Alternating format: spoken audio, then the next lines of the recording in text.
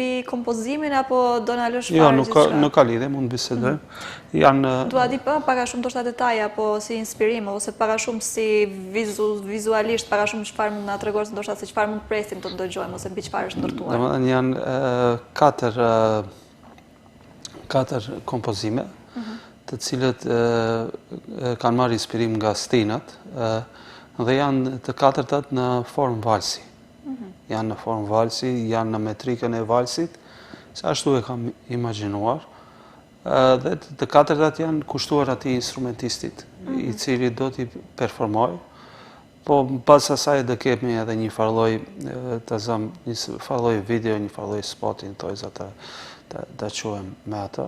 Do mundohemi ta incizojmë në atë periudhë, po edhe ta interpretojmë live në Shkup, por edhe në Verën e Ohrit. Tash do shohim deri atëherësh.